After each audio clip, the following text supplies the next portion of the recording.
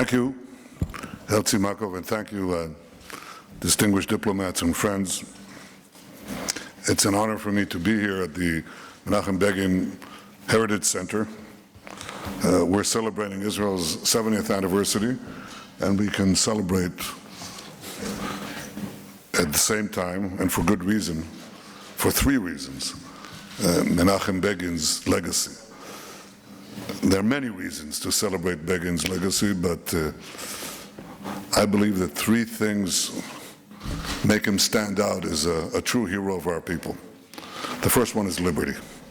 Begin was a great champion and fighter for Israel's independence.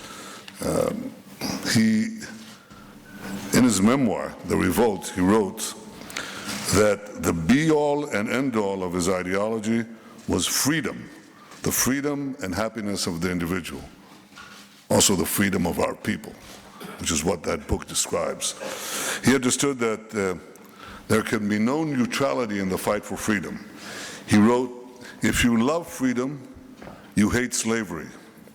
And Begin hated all forms of tyranny. He wrote that one's very self-respect as a human being lies in resistance to evil. And that meant sacrifice.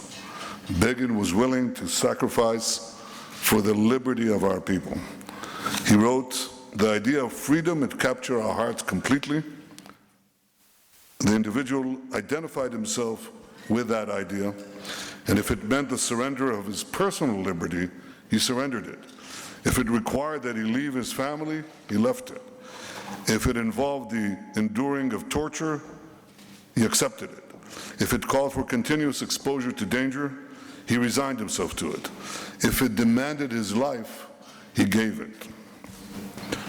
So in many ways, Menachem Begin symbolized the essence of our struggle for liberty.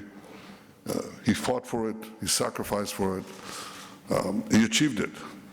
And it is our struggle to be a free people in our ancestral homeland that guided his life, and he serves as an emblem and as an example for future generations because the battle is never over.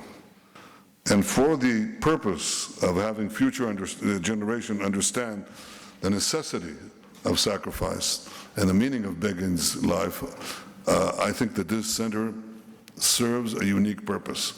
I always say that you made it too small, that the traffic flow is insufficient. How many people visit every year? Not enough. 150,000, it should be 350,000. And we should find the means to achieve this. But I want young Israelis to come here so that they understand fully the importance of being a free people in our own land, unapologetic Jews, proud Jews. This is the only way that we can maintain our heritage and secure our future. The second reason Begin is remembered is because of security. Begin understood that security comes first. All the other attributes of independence ultimately pale and wither away if you cannot defend your security. In 1981, he dispatched the IDF to destroy the nuclear reactor of a genocidal tyrant that called for the annihilation of Israel. His policy was simple. His policy was right. He said that we will not allow regimes that call for Israel's destruction to acquire nuclear weapons. Does anyone remember how the world reacted to this strike? This is the strike that genuinely blocked Saddam Hussein's path to nuclear weapons. Well, the UN passed Resolution 487, strongly condemning Israel. A leading European diplomat, I'm now the foreign minister, I have to be careful. He said the strike was, this airstrike on Saddam's nuclear reactor was unacceptable. The New York Times, of course, criticized it. What's new? Begin was unflinching, and Israel's policy has not changed since Begin. Israel will not allow regimes that seek our annihilation to acquire nuclear weapons. This is why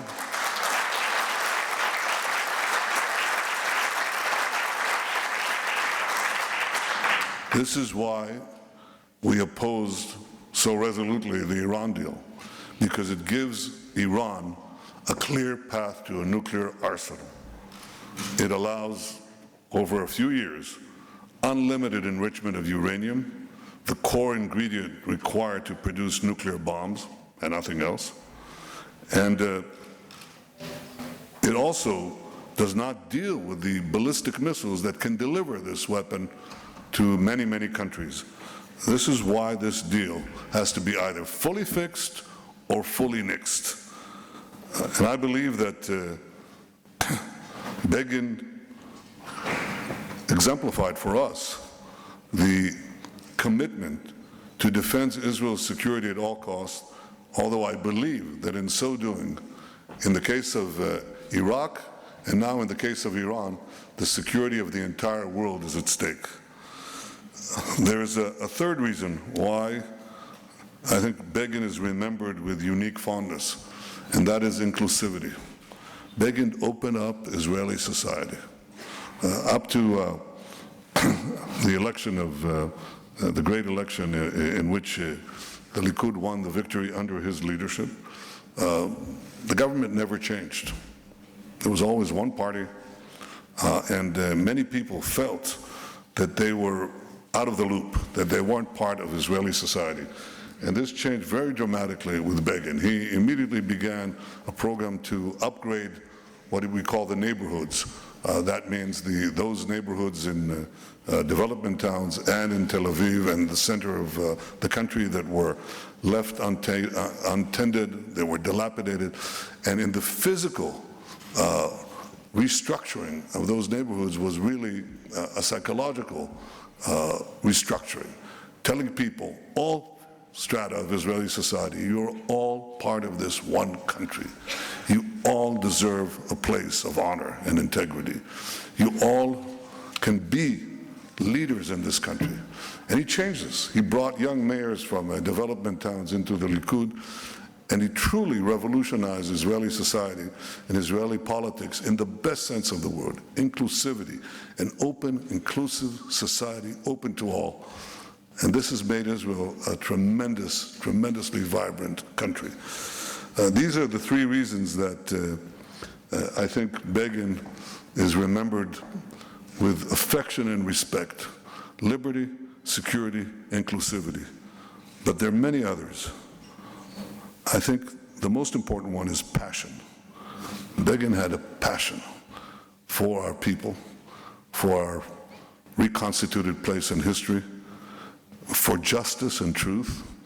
I remember that I was a young diplomat. I just entered diplomatic life as the number 2 in our embassy in Washington. Israel was maligned as though the Israeli army had sent or allowed or even dispatched Christian Lebanese to commit a massacre. And he called me up and he said, Mr. Netanyahu, he knew me because he knew my father. He said, please take a pen and a pencil and please write this blood libel. He said, I want an ad in the New York Times, blood libel. And he wrote the ad, and I wrote the ad, and it was written from the heart, from the mind too, but from the heart, because he couldn't accept the defamation of the Jewish people.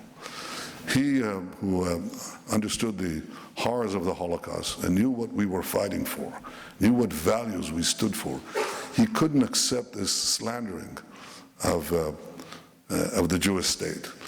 And I felt that passion, and I think every Israeli felt that passion. And I think that many around the world felt that passion too. And even though some may not have agreed with him, they respected him for it because they knew it was true. So for these reasons and more, we remember Begin. You asked me, however, to talk about our position in the world. Well, I think Begin helped change it in many ways. I think that today Israel's diplomatic position is better than it's ever been, because many countries around the world understand what Israel can offer. The security we can offer against terrorism that plagues so many lands, so many continents, in fact, virtually all lands and all continents. And the benefits that our ingenuity can bring to all lands and all continents. This is taking shape before our eyes. There are many distinguished representatives here. I've been put right between the ambassador of the United States, who knows this very well, and our alliance is as strong as it's ever been. We look forward in a few days to open up the American Embassy in Jerusalem, and we are deeply appreciative of President Trump's historic decision. I just came from my office, and right next to my office is the Israeli cabinet room, and in the entrance of this cabinet room are two documents. One, President Truman's historic recognition of the Jewish state, and right next to it, President Trump's historic recognition of Jerusalem as Israel's capital.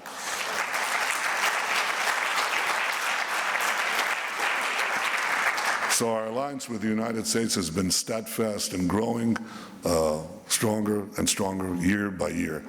But equally, we appreciate the fact that we have these relations, growing relations with so many others, and I'm seated right next to the Ambassador of India. It's good to see you. And I can tell you that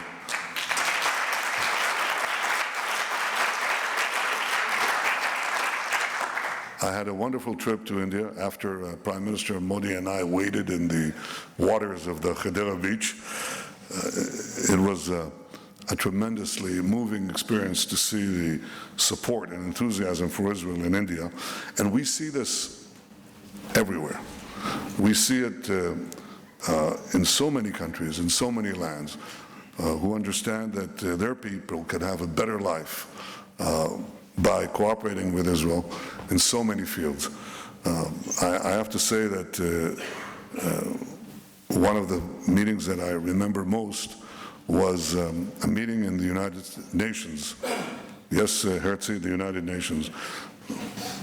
No, it's not completely nothing, you know.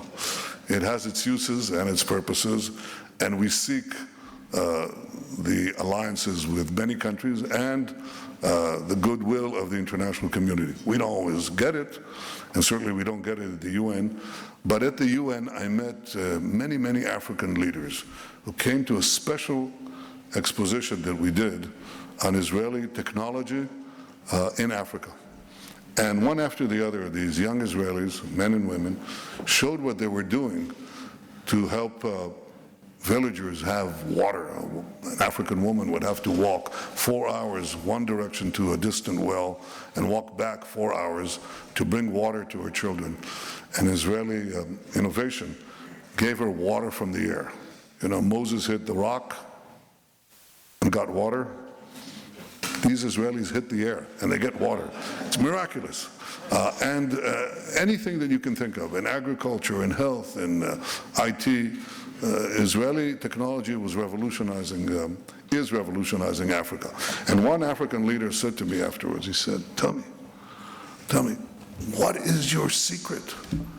How come this small people is making all these tremendous things? What is your secret? Because we want to replicate it. And I said, well, you know, if I have to explain what our secret is, it's a unique combination. We're an ancient people, one of the most ancient peoples on earth. We're an ancient people with deep roots in our traditions, in our ancestral homeland, but we throw our branches to the sky with never-ending curiosity and with this desire to change things for the better, to fix the world. We call it tikkun olam. And this combination of a deep heritage and this constant thirst for innovation is what makes the Jewish people so unique. I think it's what makes the Jewish state so unique. And I'm very glad that so many countries around the world today are discovering these capacities of Israel and that our friendships are blossoming as never before. I think much of this we have to thank for Menachem Begin. I think if Begin was with us today, I think he'd be proud. He sees that we have a thriving democracy that guarantees the freedom of the individual, the freedom of worship to all religions, just as Begin believed. We have a tolerant society that improves the lives of people around the world, just as Menachem Begin believed. We're at peace with Egypt, a peace that Begin worked for and achieved, and we have peace with Jordan. And our hand is extended to peace to all our neighbors. And I believe that something is changing, perhaps not in our immediate vicinity with our Palestinian neighbors, but beyond that, there is no question that many Arab governments and quite a few of the Arab publics are re-examining their attitudes towards Israel because of all the reasons that I mentioned, including Iran. We have, I think, much to be proud about, and I think we have Menachem Begin to be proud about. So today I ask everyone listening to me to honor the memory of Menachem Begin. If you haven't already done so, read The Revolt. You'll understand what a true hero this man was. And join me and all Israelis in celebrating our 70th anniversary. I have no doubt that in another 70 years, Israel will be even stronger and more prosperous than it is today. And Menachem Begin would be very, very proud. Thank you.